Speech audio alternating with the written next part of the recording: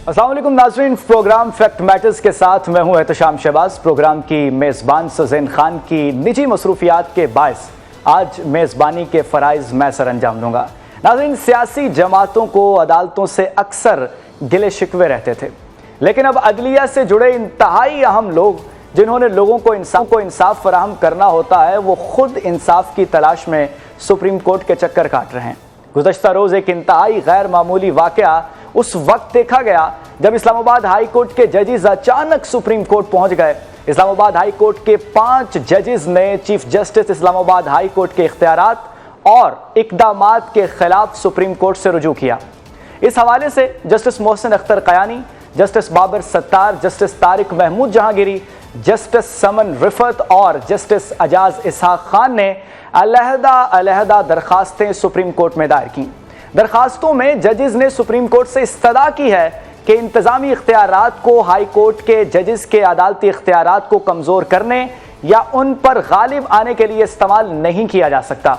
दरखास्तों में यह भी कहा गया है कि चीफ जस्टिस अपनी मर्जी से दस्तयाब जजेस को फहरिस्त से खारिज नहीं कर सकता और न ही इस इख्तियार को जजेस को अदालती जिम्मेदारियों से हटाने के लिए इस्तेमाल कर सकता है। इस्लामाबाद हाई कोर्ट के जजेस की इन दरखास्तों और अदलिया से जुड़े दीगर अहम मामलात पर हमारे साथ मौजूद हैं सदर सुप्रीम कोर्ट बार रऊफत आसाब और साबिक सदर इस्लामाबाद हाई कोर्ट बार रियासत अली आज़ाद साहब। रियासत अली आज़ाद साहब, पहले आपके पास आते हैं। सर, बहुत शुक्रिया आपके वक्त का। जिन्होंने इंसाफ फराहम करना है वही अदालतों का चक्कर लगा रहे हैं, क्या कहते हैं आप इस पर? बिस्मिल्लाहिर्रहमानिर्रहीम। इत्शाम भाई, बात ये है कि देखें, ये तनाज़ा शुरू हुआ जो इस्लामाबाद हाई कोर्ट के 5 या 6 जजेस ने जो ख़त लिखा था वहाँ से, और उसके बाद फिर 26वीं तरमीम आ गई। चूँकि ये ख़त बुनियाद बना था उस अमेंडमेंट को करने के लिए जिसके अंदर आईनी बेंच बन गया, सुप्रीम कोर्ट के अंदर एक सुप्रीम कोर्ट बना दी गई और तमाम अख्तियारात उस आईनी बेंच को दे दिए। ये तनाज़ा वहाँ से शुरू हुआ। अब चूँकि जो 26वीं तरमीम आई उसके अंदर सुप्रीम कोर्ट में अंडर आर्टिकल 191A एक कमेटी बना दी गई है जो सीनियर 3 जजेस हैं इंक्लूडिंग चीफ जस्टिस, वो केसेस जो है वो मार्क करते हैं और वही डिसाइड करते हैं। अगर 184(3) की कोई कार्रवाई सो मोटो तो वो कमेटी फैसला करती है। अब मास्टर ऑफ द रोस्टर वाला इस्लामाबाद में सुप्रीम कोर्ट में जो था मामला वो खत्म हो गया। अब master of the roster Islamabad high court में चीफ जस्टिस के पास अख्तियार है जो उसका बेदरेग गलत इस्तेमाल कर रहे हैं। ये कभी सुप्रीम कोर्ट की कोई जजमेंट नहीं, प्रैक्टिस नहीं, किसी जगह पे भी तमाम जजेस अपने अख्तियारात में बराबर होते हैं। किसी एक जज से चीफ जस्टिस केस जो उन्होंने पार्ट हर्ड किया उसको विड्रॉ नहीं कर सकते, उससे लेके किसी दूसरे बेंच को ट्रांसफर नहीं कर सकते अनटिल अनलेस कि वही जज जो सुन रहे हैं वो किसी अपनी पर्सनल रीजन की वजह से वो किसी दूसरे बेंच को मुंतकिल करने के लिए चीफ जस्टिस को फाइल वापस भेज दें। ये एक तरीक़ेकार है। लेकिन इस्लामाबाद में तमाम केसेस, तमाम जो 5 जजेस जिन्होंने ये खत लिखा उनसे विड्रॉ करके बाकी जो जूनियर जजेस हैं उनको मार्क किए जा रहे हैं। एक तो ये। फिर दूसरी बात ये है कि जहां से ये अब इनका सुप्रीम कोर्ट 5 जजेस का जाना, वो जो डोगर साहब है उनका जो बेंच है, जो डीबी में जहांगीरी साहब मिस्टर जस्टिस, उनका जो ऑब्जेक्शन केस जो कोवरेंटो रिट थी वो तनाज़ा इसकी बुनियाद बना। वो ऐसे था कि पहले सिंगल बेंच ने मिस्टर जस्टिस आमिर फारूक साहब ने उस वक्त सुना और उन्होंने उस ऑब्जेक्शन को डिसाइड किए बगैर डेट इन ऑफिस कर दिया, एडजर्न कर दिया।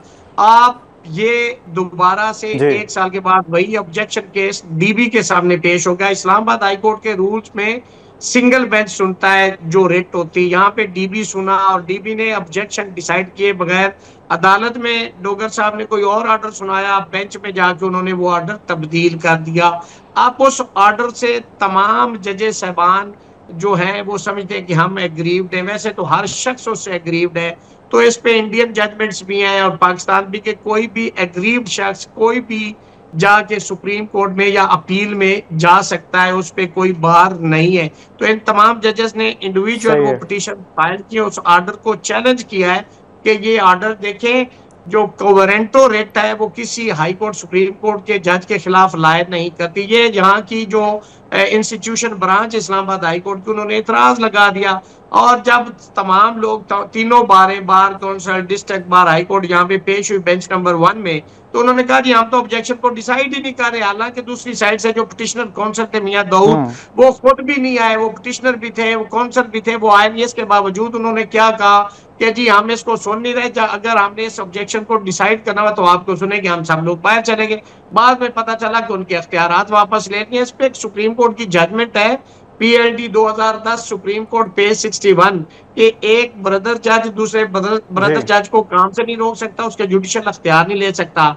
इसमें 97 की जो सजाद अली शाह की ये लोग दूसरी एक जजमेंट रेफर करते हैं कि उसको चीफ जस्टिस के इख्तियार से रोक दिया था। भाई वो 97 की थी, अब ये 2010 सुप्रीम कोर्ट है, ये जजमेंट जो है ये प्रिवेल करेगी। तो मैं समझता हूं कि जो इस्लामाबाद हाई कोर्ट के अंदर तमाम कमेटियां सीनियर से लेके जूनियर्स को भेजी जा रही है, और सीनियर्स के अख्तियार जो नॉन कंफर्म सही है। जजेस हैं वो सुन रहे हैं, तो इस्लामाबाद का तो हुलिया ही बिगड़ गया है। उसके अंदर तो माइट इज राइट वाली सिचुएशन है, तो इसलिए वो जजेस गए। और 5 जजेस का जाना मैं समझता हूं कि सुप्रीम कोर्ट को अंडर आर्टिकल 184 सब आर्टिकल 3 सो मोटो ले लेना चाहिए था। अब उन्होंने किस केस पे सो मोटो लेना है? सही है। लोगों के अंदर सेंस ऑफ इनसिक्योरिटी पैदा होगी कि जजेस सुप्रीम कोर्ट पहुंच गए, उनको इंसाफ नहीं मिल रहा, तो क्या वो लोगों को इंसाफ देने के काबिल रह गए? वो जज जब इंसाफ मांगे तो आवाम को वो क्या इंसाफ देंगे? ये उसकी एक शामिल रीजन बनी है।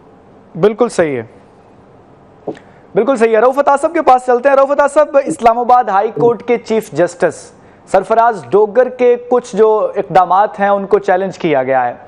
आप क्या देखते हैं कि सुप्रीम कोर्ट कैसे इस चीज को निपटाएगी?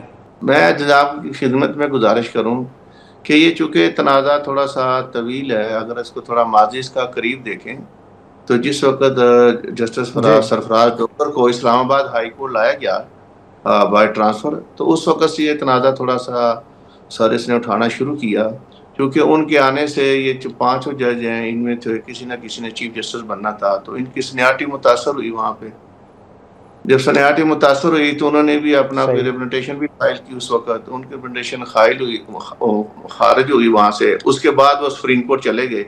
सुप्रीम कोर्ट ने भी उन्होंने कोई इनकी फेवरेबल ना हुआ, उन्होंने प्रेसिडेंट पे मामला रेफर कर दिया, तो वहाँ से सीनियरिटी डिसाइड होगी, तो सरफराज डोगर साहब चीफ जस्टिस वहाँ बन गए इस्लामाबाद हाई कोर्ट। जब हाई कोर्ट बन गए तो दरमियान में यकीनन कोई जब इनका आना था तो मुतासर हुए, तो यकीनन वहाँ ग्रुपबंदी का एक सूरत हाल पैदा हो गई। 5 जज एक तरफ चले गए, कुछ 6 जज एक तरफ हैं, तो ये डिवीजन की सूरत हाल है। ये भी इंतहाई अफसोसनाक है। बहरहाल ये मामला इनको टी रूम में या कमेटी रूम में इनको हल करने चाहिए थे, बैठ के इनको तय करना चाहिए था कि कोर्ट का बिजनेस जो चलाना है किस तरीके से हमने, ताकि अवाम के एतमाद भी बहाल रहे। यहाँ पे ना डोगर का मसला है, ना दूसरे ग्रुप का मसला है, एक इदारे का मसला है, इंस्टीट्यूशन का मसला है। लोग जब इस इमारत में दाखिल होते हैं तो एक बहुत बड़े एतमाद के साथ दाखिल होते हैं कि हमें वहाँ पे इंसाफ मिलेगा, और जब मुंसफी आपस में चपकलश कर रहे हो और एक दूसरे से दस्तों के वहाँ की नौबत है, ये समझे इसको।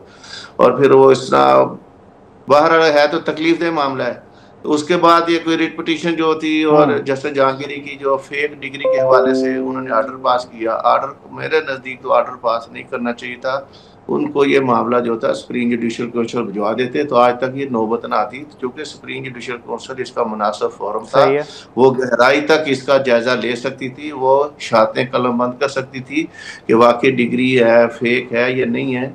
बहरहाल वो सूरत हाल तो अभी तक एक लहदा आपके किसी प्रोग्राम से पता चला है कि इसी सब्जेक्ट मैटर पे या इस फेक डिग्री पे पहले भी सुप्रीम जुडिशल काउंसिल में एक और कंप्लेंट वहाँ पर पेंडिंग है वहाँ पर। बहरहाल इसको भी वहीं पर भिजवा देते तो बहुत अच्छा था, लेकिन ये सूरत हाल चूंकि उन्होंने उनको जुडिशल आर्डर से उसको रोक दिया। अभी ये सुप्रीम कोर्ट देखेगी बहरहाल कि ये आर्डर लीगल था या विदाउट जुडिक्शन था, जिसको हम अपनी जुबान में कहते हैं कि कोरम ना जुडिस था। वो उन्होंने अप्रोच किया है, वहाँ पे पिटीशन फाइल की है, वो एग्रीड हुए, लेकिन उनका इस तरह 5 के ग्रुप बना के जाना ये एक और तासुर देता है कि हम एक लहदा ग्रुप है, वो एक लहदा ग्रुप है। तो इसमें वैसे तरीक़ेकार सुप्रीम कोर्ट में ये होता है कि एडवोकेट रिकॉर्ड को बुला के उनसे वकालतनामा साइन कर लेते, इवेंट क्रिएट करने की बजाय ये तासुर देने की बजाय मीडिया को कि नहीं हम इंसाफ के मुतलाशी हैं। ये एक और इदारे के ऊपर एक उन्होंने और मेरे नज़दीक जो है उसकी जो एक वक़्त थी उसको बेवक़्त किया है। तो बजाय इसके सब वहाँ जाने के एक सही बार है। अपने पास बुला लेते, पिटीशन वहीं साइन करके भेज देते, या चीफ जस्टिस से भी रजू कर सकते थे। वो मेरे नज़दीक दूसरा इसका वे आउट यही है कि चीफ जस्टिस पाकिस्तान इन सबको बुलाएं वहाँ पर, उसमें अपनी कोई मीटिंग तयन करें, कोई मीटिंग का इजलास में इन चीज़ों को मामला को देखें, ताकि उनके दौरान मामला तय हुए, क्योंकि ये सही। अच्छी सूरत नहीं है। और ये दारुल खिलाफा है, जो वहाँ की कोर्ट है, तमाम दुनिया की एम्बेसियाँ वहाँ पर मौजूद हैं, वो देख रही होंगी कि इनकी अदालती सूरत हाल क्या है। तो मेरे नज़दीक ये मुनासिब सूरत हाल नहीं है। बाहर supreme court bar association in तमाम चीज़ों को देख भी रही है। तो हमने अपना इजलास भी रखा था 23 को, लेकिन सुनने में आ ठीक रहा है। है कि 23 को कोई इवेंट हो रहा है, तो इसलिए हमने अभी 25 को रखा है। उसमें तमाम चीज़ें ज़रा गौर लाएंगे, चीफ जस्टिस पाकिस्तान से भी मुलाकात करेंगे, जो कि सुप्रीम जुडिशल काउंसिल के चेयरमैन है, उनसे भी इस्तदा करेंगे, उस मामले का तेज़ी से निपटाएं, और ये ताकि मामला किसी न किसी तरह से बजाय आगे बढ़ने के बजाय इसको जगह साई के ठीक है होने सर। से इस मामले को इसी हल सर होना सवाल चाहिए। को रियासत अली आज़ाद साहब के पास लेके चलते हैं। सर, टेक्निकल सवाल यही है कि सुप्रीम जुडिशल काउंसिल की मौजूदगी में किसी जज को कोई हाई कोर्ट काम करने से रोक सकती है? कानून इस पर क्या कहता है रियासत साहब, ये थोड़ा सा रोशनी डालिएगा। श्याम भाई, सबसे पहले तो रिट के हवाले से मैं बताऊंगा कि जो रिट होती है किसी भी हाई कोर्ट में, वो कॉन्स्टिट्यूशन का आर्टिकल 199 है, उसके तहत होती है। और उसके अंदर है कि अगर किसी भी शख्स को जो रिट फाइल कर रहा है, अगर उसको कोई और रेमेडी अवेलेबल है, यानी जिसको हम अपनी लीगल जुबान में अल्टरनेट रेमेडी कहते हैं, तो रिट फिर भी लाए नहीं करती। लेकिन जहां तक जजेस साहबान सुप्रीम कोर्ट के या हाई कोर्ट के, उनके खिलाफ अगर कोई रिट फाइल करता है, तो वो रिट मेंटेनेबल ही नहीं है, वो लाए नहीं करती। ठीक है, अब आगे जो 209 है, वो अल्टरनेट रेमेडी थी, वहां पे रेफरेंस ऑलरेडी फाइल हो गया था, और मिस्टर जस्टिस तारिक महमूद जहांगीरी साहब की जो उनके खिलाफ रिट फाइल की गई है, उसमें अल्टरनेट रेमेडी थी एक वो, और दूसरा जुडिशल ऑफिसर जो हाई कोर्ट सुप्रीम कोर्ट के जस्टिस है, उनके खिलाफ ये लाया नहीं करती। 209 में इंक्वायरी करके उसका फैसला किया जाता है, रेफरेंस फाइल हुआ है। 209 में जजेस जितने भी हाई कोर्ट सुप्रीम कोर्ट के, सुप्रीम जुडिशल काउंसिल ही अगर मिसकंडक्ट है या प्रोफेशनल मिसकंडक्ट है, या उसके अंदर लिखा हुआ है कि फिजिकली या मेंटली द जज is not able to discharge his duties as a जज, तो उसको घर भेजा जा सकता है, उसको रिमूव किया जा सकता है। तो वो तो सिचुएशन इसमें है ही नहीं। जहांगीरी साहब का मामला तो सिंध हाई कोर्ट में सब जुडिस है, वहां पे ऑलरेडी स्टे दिया गया है कराची यूनिवर्सिटी के खिलाफ, और उस यूनिवर्सिटी को रोक दिया गया कि आपने फर्दर प्रोसीड नहीं करना। तो जब तक ये स्टेटस तय नहीं होता, तो गवर्नमेंटों का कैसे फैसला हो सकता है? और ऑब्जेक्शन में केस लगा है, ऑब्जेक्शन डिसाइड होता है, या उसको सस्टेन करते, यानी या ओवर रूल करते। दोनों सूरतों में अगर ओवर रूल कर दिया जाए, तो फिर दोबारा उसको रेट नंबर लगता है, ऑफिस में वापस फाइल जाती है, और फाइल दोबारा फिक्स होती है। वो ऑफिस फिक्स करता है, कोर्ट फिक्स कर दे कि जी 2 दिन बाद इसको लगा दो, तब भी हो सकता है। लेकिन जहांगीरी साहब के केस में बदनीति ठीक है रियासत साहब, यही सवाल थोड़ा सा आगे बढ़ाते हैं प्रोग्राम को, और एक सवाल जो है वो रऊफ अता साहब से मैं करना चाहता हूँ। रऊफ साहब, अदम एतमाद एक लफ्ज़ होता है, अगर इस्लामाबाद हाई कोर्ट के जजेस ने ही चीफ जस्टिस के खिलाफ जो है वो उनके इकदामात को चैलेंज कर दिया है, तो ये एक अदम एतमाद नहीं है चीफ जस्टिस पर? ये देखिए, ये मेरे नज़दीक तो ये भी एक मिसकंडक्ट की एक और शक्ल है। तो ये मेरा ख्याल जज को जो है हाई कोर्ट की जब तारीफ करें ना, चीफ जस्टिस जजेस ये सारे इक्वल हैं, उनको एतमाद नहीं करना चाहिए था। उनको अपना कोई रिटर्न में अगर थी तो बात, या वैसे उनसे बात करनी चाहिए थी कि आप हमारे मामला में जुडिशल वर्क नहीं करने दे रहे। एक इंतजामी मामला है और एक कुछ जुडिशल मामला हैं। इंतजामी मामला में ये बैठ के मामला तय कर सकते हैं। अगर कमेटियां बनाई, उन्होंने उसमें कोई इतराज है, तो उसमें अपने ऑब्जेक्शन रेज वो कर सकते हैं, क्योंकि इंतजामी इख्तियारात बीइंग द हेड ऑफ, बिल्कुल सही, तो चीफ तो है वहाँ पर। जुडिशल इख्तियारात फिर इनके पास है, जो केस इनके पास है, जो इनको आइन ने या कानून ने जो इख्तियारात तफवीज़ किए हैं, वो उसके मुताबिक अपने एक्सरसाइज करें वो वहाँ पर।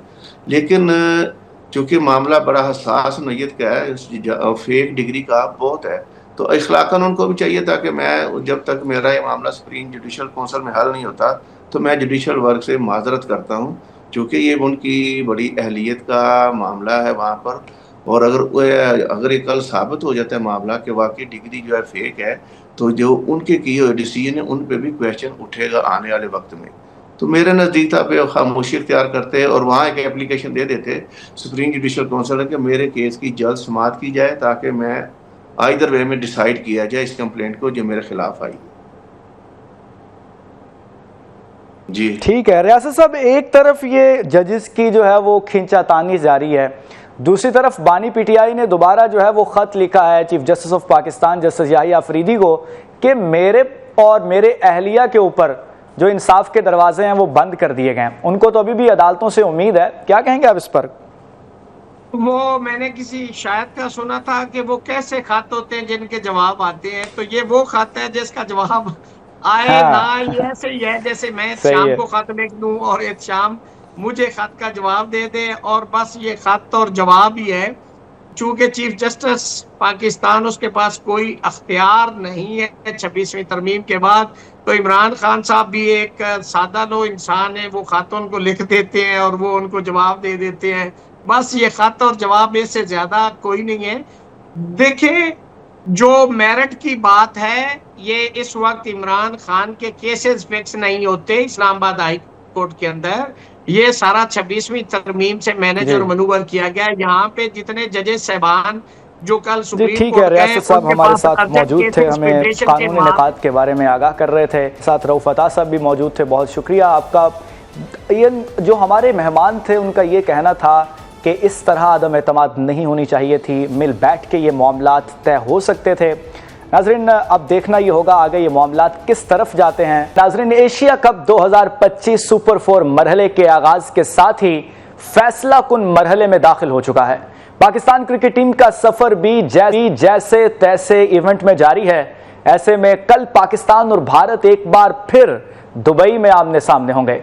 पहले मैच में नाकामी के बाद अब शाहीनों को इस हाई वोल्टेज मैच में पिछली हार का दाग तो धोना ही है, लेकिन इस मैच में कामयाबी एशिया कप के फाइनल में जगह बनाने के लिए भी कारगर साबित होगी। पाकिस्तानी टीम अपने रवायती हरीफ के खिलाफ किस अप्रोच के साथ मैदान में उतरेगी, भारत के खिलाफ पाकिस्तान की तैयारी कैसी है, इस समेत पाकिस्तानी क्रिकेट की मुसलसल तनज़्ज़ुली की वजूहात की कोशिश करेंगे।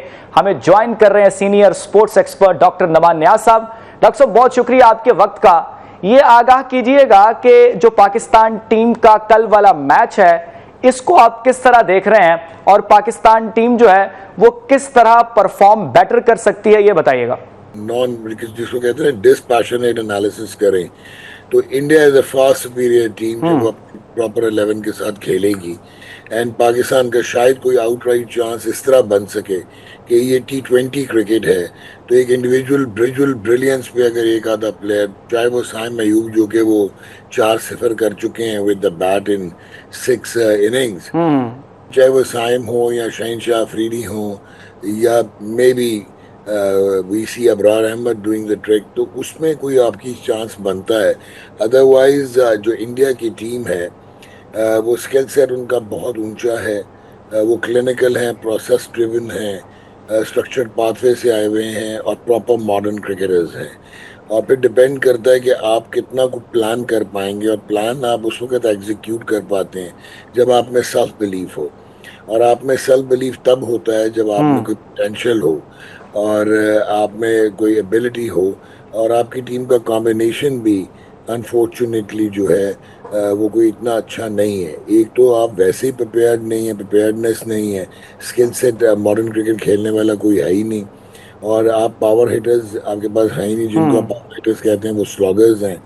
तो at the end of the day team selection में आपका कप्तान जो है उसका टीम में सेलेक्ट होने की वजह से पाकिस्तान की टीम इम्बैलेंस हो जाती है और बहुत सारे लड़के डिस्प्लेस हुए हैं, जिनमें फ़खर जमान भी हैं, जिसमें Hasan Nawaz started as an opener, फिर PSL में परफॉर्म किया नंबर 4 पे क्योंकि वहाँ पे वो ओपन नहीं कर सकते थे, फिर 4 पे आए, फिर आपने 6 पे कर दिया।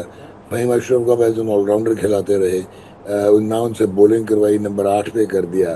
तो यू डोंट विन मैचेस जब आप विम्स पे इस किस्म के तजर्बे करने की कोशिश करें और बैक होम आपका कोई स्ट्रक्चर ना हो और आप नैरेटिव जो है वो सिर्फ आप सोशल मीडिया पे तो मैचेस नहीं जीतते ना जी, so that is important. Doctor साहब ये आगाह कीजिएगा किसी तरह हम ऐसे तैसे करके पहुंच तो गए हैं सुपर 4 मरहले में, लेकिन हमारी उस तरह की कारकर्दगी नहीं है। हम इंडिया को टफ टाइम दे पाएंगे कल वाले मैच में? देखिए, मैंने अभी आपसे बात की कि स्किल में तो आपका कोई मैच नहीं है, वो बहुत सुपीरियर है और सही उनका है। कॉन्फिडेंस भी बहुत सोरिंग हाई है। लेकिन आपका वन ऑड, मैं कह रहा हूँ ना कि आपके में 2 3 4 प्लेयर्स ऐसे हैं जो on their day single handedly अगर कोई परफॉर्मेंस दे दें तो then of course you have an opportunity. But otherwise उनके पास 3 रिकग्नाइज स्पेशलिस्ट स्पिनर्स हैं जिनमें कुलदीप यादव आपसे खेला ही नहीं जाता, क्योंकि आपके लड़के जो हैं वो हाथ से पिक ही नहीं करते, वो पिच पे बॉल के पड़ने का इंतज़ार करते हैं, देन दे गेट लेट। उसके बाद आपकी जो बैटिंग है उसमें सलमान अली आगा कहीं से भी T20 प्लेयर नहीं था, और कहीं वो परफॉर्म अगर कर सकता था तो वो ये जगह थी यूनाइटेड अरब एमिरेट्स के, यहाँ पे स्लो लो ट्रैक्स में अगर वो रोटेशनल स्ट्राइक कर पाए। आप बैट्समैन रोटेशनल स्ट्राइक भी नहीं करते, फिर डॉट बॉल्स पाइल अप हो जाती हैं। आपने यूएई के अगेंस्ट पावर प्ले में 36 में से 24 गेंदें डॉट खेली थी। So that you have to see. Numan साहब, यहाँ जब पावर प्ले की बात हो रही है तो ये साइम अयूब की हम बात अगर करें, साइम अयूब से बहुत तवक्कुआत थी कि साइम अयूब जो है वो स्टार्ट अच्छा फराहम करेगा, लेकिन अभी तक तो वो खाता खोलने में भी कामयाब नहीं हो सके। क्या कहेंगे? देखें, साइम अयूब एक बहुत ही टैलेंटेड प्लेयर है। यस, पाथवे से आया हुआ है, बिल्कुल ठीक है। बहुत टैलेंट है, बिल्कुल ठीक है। लेकिन 44 T20 इंटरनेशनल्स में 19.5 की एवरेज है और सिर्फ 4 50 है।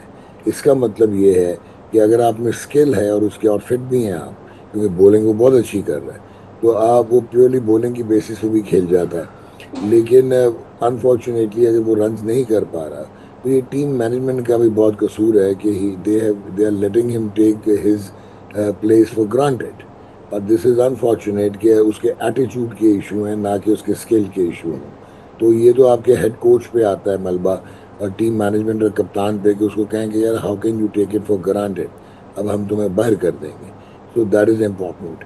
और अगर आप साइम अयूब से अगर डिलीवर नहीं हुआ कल के ऑल इम्पोर्टेंट मैच में, आप थोड़ा फ्लोटिंग बैटर ऑर्डर करके उसको नीचे लेके आएँ और आप देखें कि आपने ओपन किससे करवानी है।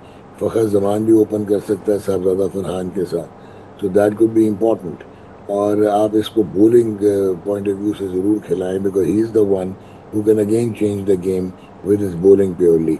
लेकिन he has been a disappointment in T20 cricket, in test cricket. ये सिर्फ परफॉर्म किया हुआ है इसने ऑस्ट्रेलिया में, साउथ अफ्रीका में, that was in one day internationals. अगर पावर प्ले के बाद मिडिल ओवर्स की बात करें तो पाकिस्तान ने पिछले मैचेस में महज 36 रन्स बनाए हैं, इससे ज़्यादा नहीं बनाए। अब क्या देख रहे हैं कि मिडिल ओवर्स में भी क्या चेंजिंग करने की ज़रूरत है, या तो क्योंकि स्ट्राइक भी हम रोटेट नहीं कर रहे। इसके अलावा आप क्या समझते हैं पॉलिसी क्या होनी चाहिए इस मैच में? देखें, अगर आप स्ट्राइक रोटेट नहीं करेंगे तो फंस जाएंगे। कुलदीप यादव तो आपको हिलने नहीं देगा, ठीक है ना। Now this is catch 22। अब आपके पास लड़के तो यही हैं जो आपने खिलाने हैं। प्रॉबेबली जो मैं समझता हूँ कि मोहम्मद हारिस तो एक्चुअली सिलेक्शन ही गलत है T20 की। He is basically one dimensional batsman है और वो स्लॉगिंग करता है rather than power hitting. Defence है नहीं, यही प्रॉब्लम आती है। तो सलमान अली आगा को देखना पड़ेगा कि शायद हसन नवाज को एक गैम्बल करें और उसको ऊपर खिलाएं, यानी कि रिक्वायरमेंट होगी कि 4 पे अगर हसन नवाज खेलता है और Salman Ali Agha further slip down होता है तो शायद ये एक अपॉर्चुनिटी बन सकती है आपकी। अदरवाइज मसाइल तो हैं आपके मिडल ऑर्डर के भी। नुमान साहब, आज की बात करें तो आज प्री मैच जो कॉन्फ्रेंसेस हो रही थी सूर्या कुमार यादव ने भी की है, लेकिन जो पाकिस्तान की टीम को और कप्तान को फिर रोक दिया गया है इस प्री मैच कॉन्फ्रेंस से। क्यों कतरा रहे हैं हम मीडिया का सामना करने से? हम कतरा नहीं रहे जी। अगर आप मेरे से सच सुनने की हिम्मत रखते हैं तो हमने किया हुआ ब्लंडर, और हमने बहुत मिस हैंडल किया है इसको, जो ये सारी सिचुएशन हुई।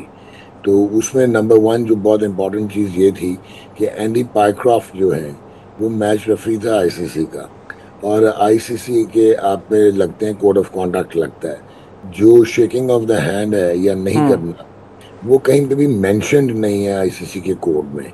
जो कोड इसको डील करते हैं वो 2.1.1 है, 2.1.2 है और 2.4 है, और उनमें कहीं पे भी ये मेंशन नहीं। हाँ, उनमें ये ज़रूर मेंशन है कि failure to maintain the spirit atmosphere of the game, उसके बाद है कि failure to withhold the spirit of the game, और उसके बाद है नॉट टू डीमीन या अपना जो है ऑपोजिशन के साथ बिहेवियर आपका जो है अगर ठीक नहीं है। अब ये क्लॉजेस में ये तो आता है, लेकिन उसने कोई गलत किया नहीं तो आप उस पर सैंक्शन क्या लगा रहे थे? हाँ, आप ये ज़रूर कह सकते थे कि भाई वो स्पिरिट ऑफ द गेम के अगेंस्ट से हाथ मिलाना, जो कि आईसीसी का कोड ऑफ कॉन्डक्ट डिस्क्राइब नहीं करता, तो उस पर क्या इम्प्लीकेशन होनी थी? हाँ, ये आप कह सकते थे कि यार आप आईसीसी के न्यूट्रल मैच रेफरी, तो आपने हमें क्यों इंडिया का मैसेज दिया? इंडिया की मैनेजमेंट या उनके ऑर्गेनाइजर्स, क्योंकि इंडिया होस्ट है, वो अगर हमें देता तो that would have been different. फिर आपने सोने पे सुहागा ये किया कि अगर उसने हाथ टॉस में नहीं मिलाया तो you should have gotten the wickets. आज जब मैच खत्म हुआ तो शिवम दुबे और जब सूर्य कुमार वापस जा रहे थे तो आप फिर हाथ मिलाने चले गए and you cut a sorry figure.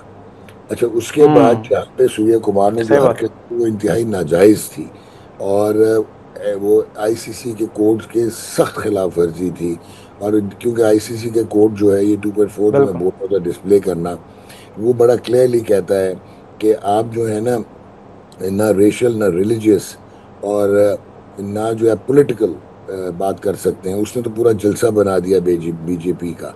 अब अनफॉर्चुनेटली आपके इतना एक्सपीरियंस मैनेजर भी थे जो कि एक्स चीफ सेक्रेटरी पंजाब रहे हैं, डीएमजी ग्रुप के धांसू किस्म के फेडरल सेक्रेटरी थे, तो ही शुड हैव नोन कि कौन कौन से क्लॉजेस इंप्लीमेंट होते थे। अब इस तरह गौर से सुनिएगा, अगर ये 2.4 को यूज़ करते तो उसमें एक्चुअली जो सूर्य कुमार ने किया उसको बोर्ड से परमिशन लेनी थी। चले हमने मान लिया उसने ले ली, लेकिन आईसीसी से परमिशन लेनी थी। अगर आईसीसी ने परमिशन दी तो उन्होंने अपने ही कोड को कॉन्ट्रावीन किया, तो लुधियाना में इंटरनेशनल कोर्ट ऑफ आर्बिट्रेशन था और आप सू करते आईसीसी को कि यार आपने परमिट कैसे किया गेम को, इमेज को डैमेज करने के लिए, क्योंकि ये तो सिर्फ इंडिया पाकिस्तान की बात नहीं, ये आगे भी तबाही होगी। आपने एक वो कहते हैं नया कटा खोल दिया, पार्डन माय स्लैंग, आपने प्रेसिडेंस कर दिया। अब एक और जो इम्पोर्टेंट चीज़ है, अगर उन्होंने परमिट नहीं किया था तो ठीक है नुमान साहब, आपका ना इस हवाले से तज्जिया हम चाहते हैं कि ये जो बेसिक लेवल की बात है कि जो बोर्ड्स में ओहदे दिए जाते हैं ये क्लब्स के प्रेसिडेंट को अक्सर दिए जाते हैं। जो रीजन से खेलने वाला बच्चा है जो मेहनत करके ऊपर आता है, उसकी बजाय एकेडमीज के बच्चे जो हैं, एकेडमीज के प्लेयर्स जो हैं वो पिक होके आगे आते हैं। आपको नहीं लगता कि तनज़्ज़ुली की एक वजह ये भी है? नहीं, आपका स्ट्रक्चर देखें, बात सुने। आपके तो इररिलेवेंट लोग बैठ के क्रिकेट चला रहे हैं यार। ये मॉडर्न क्रिकेट एक इंडस्ट्री है। ये मॉडर्न क्रिकेट जो है ये मजाक थोड़ी है, ये अल्फाजी से थोड़ी होता मुंह से। इसके लिए आपको साइंटिफिक इंटीग्रेशन करनी है, मल्टी डिसिप्लिनरी अप्रोच करनी है, और टीयर सिस्टम में आप इंट्रोड्यूस करेंगे।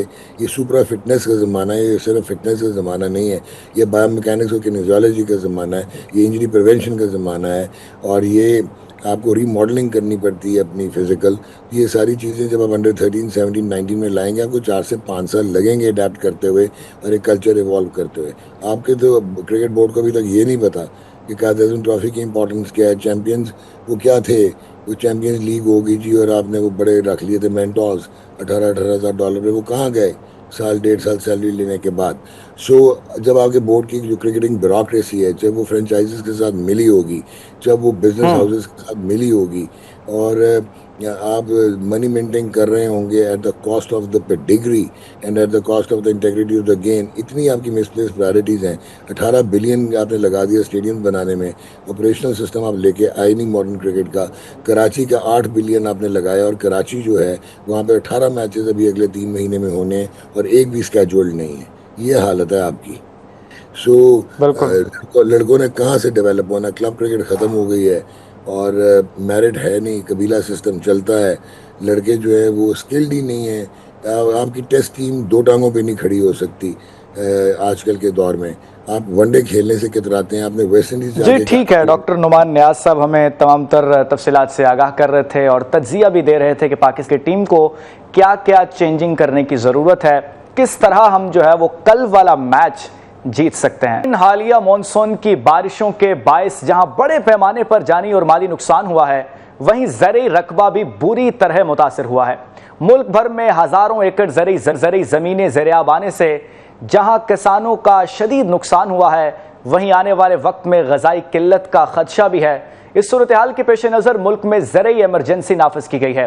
सैलाब की वजह से ज़राअत को पहुँचने वाले नुकसानात और उससे निमटने के लिए हुकूमत की जानिब से लिए गए इक़दामात पर बात करेंगे। हमारे साथ मौजूद हैं किसान इत्तेहाद खालिद हुसैन बाट साहब। खालिद साहब, बहुत शुक्रिया आपके वक्त का। ये आगाह कीजिएगा कि मुल्क की ज़राअत को इन बारिशों से किस हद तक नुकसान पहुंचा है और क्या चीज़ें ज़रूरी हैं इस चीज़ को ओवरकम करने के लिए।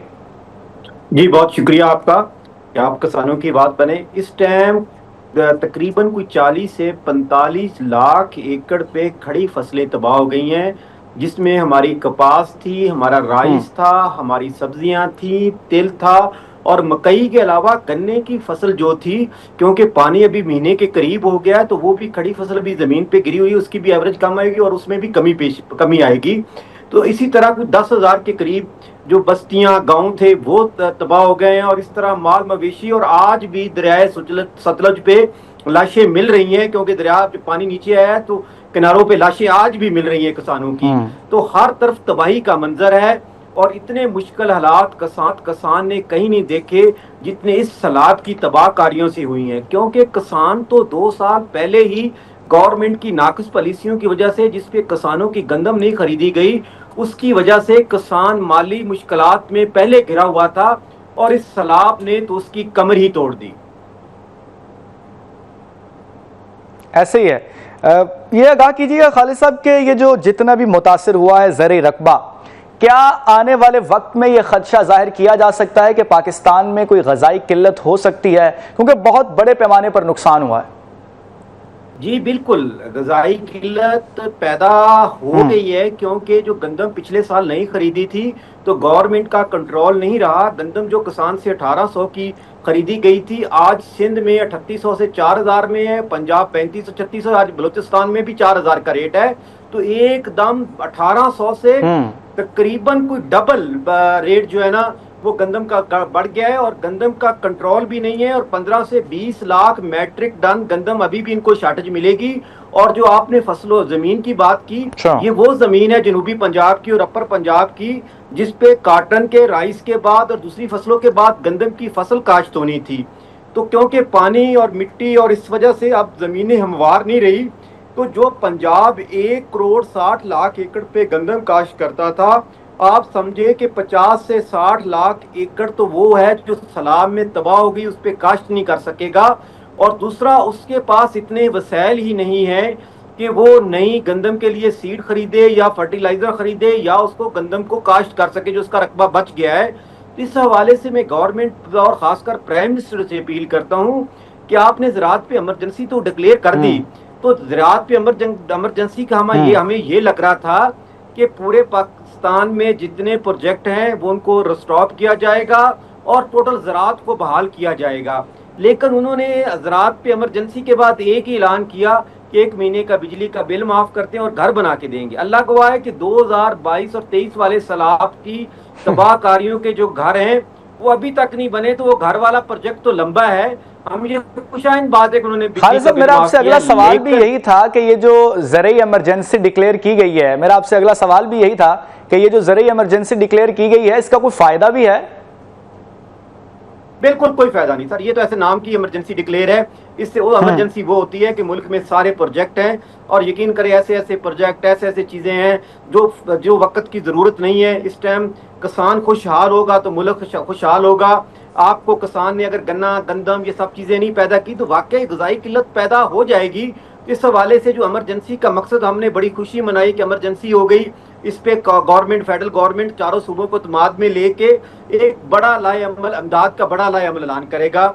लेकिन बदकिस्मती है कि अपर पंजाब में तो थोड़ा बहुत रिलीफ मिला, लोग थोड़े बहुत पैसे वाले भी थे, उन्होंने एक दूसरे कैंप रिलीफ भी दिए, लेकिन जनूबी पंजाब में कोई बड़ा रिलीफ कैंप और गवर्नमेंट भी कोई 25-30-40% एरिया पे पहुंच सकी है। 60% एरिया या गांव या लोग अपनी मदद आप के तहत वो बाहर निकले हैं।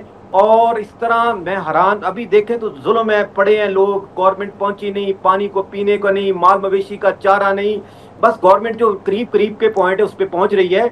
तो मैं गवर्नमेंट से कहता हूं, सीएम पंजाब साहबा, खुदा के वास्ते आप इंटरनेशनल दुनिया को बताएं। ये बहुत बड़ा सानिया है। अपील करें, प्राइम मिनिस्टर अपील करें, सारी सियासी जमातें अपील करें, बल्कि पीटीआई और इमरान खान जेल में उनको भी अपील की जाती है, वो भी करें, तो सब ये रिलीफ होगा। जितना बड़ी सर ये आगाह कीजिएगा, खालिद साहब आप चेयरमैन किसान इत्तेहाद हैं और आप इन तमाम चीज रहे हैं, आप ये आगाह कीजिएगा कि जो ज़रई शोबा है इनमें आपको किन किन मुश्किलात का सामना है, हुकूमत को आप क्या पैगाम देना चाहते हैं? हम हुकूमत को ये कहना चाहते हैं कि एक तो जो ज़मीन एक तो हमारी जो फसलें तबाह हुई उनका तखमीना लगाया जाए और उनका अजाला किया जाए कि कितना नुकसानात हुए हैं, वो किसानों को रिलीफ दिया जाए। दूसरा, आने वाली जो फसल है, खासकर जो गंदम काश्त होने जा रही है, उसके लिए किसान को रिलीफ दिया जाए, सीड दिया जाए, फर्टिलाइजर दी जाए। उसके पास तो कुछ नहीं बचा और आने वाली फसल किसान की काश्त गवर्नमेंट करवा दे, उससे जो भी उसका अखराजात आते हैं वो हमसे बाद में ले लें, फसल के टाइम पे ले लें, लेकिन एक दफ़ा हमारी फसल को तैयार करके हमारी गंदम काश्त करा दें और जो दूसरी फसलें हैं वो काश्त करा दें। अगर आप ये ना कर सके तो अल्लाह गवाह है आपके पास इतने ज़रा मुबादला डॉलर मौजूद नहीं है कि आप 40 लाख 50 लाख या 80 लाख मेट्रिक टन गंदम से बाहर से मंगवाएंगे। इसी तरह कपास है, पिछले साल 3 अरब रुपए की इन्होंने डॉलर की कपास बाहर से मंगवाई है। काश यही पैसे मेरे फार्मर्स किसानों पे लगे और गवर्नमेंट सीरियस है। अल्लाह को आए कि ये मिनिस्टर के बाद एरीगेशन, एग्रीकल्चर और जो फूड मिनिस्ट्री है ना, ये सबसे बड़ी मिनिस्ट्री होती है और जो सबसे फेवरेट लोग होते हैं उनको मिनिस्ट्रियां मिलती है, क्योंकि अरबों रुपए होते हैं और सारे के सारे करप्शन की नजर हो जाते हैं। ठीक है जी, चेयरमैन किसान इत्तेहाद खालिद साहब हमारे साथ मौजूद थे, मुश्किलात से आगाह कर रहे थे, किसानों को क्या मुश्किलात होंगी, ग़ज़ाई किल्लत का शिकार पाकिस्तान हो सकता है या नहीं। नाज़रीन, इस प्रोग्राम से फिल वक्त इतना ही, मुझे इजाज़त दीजिए, अल्लाह हाफ़िज़।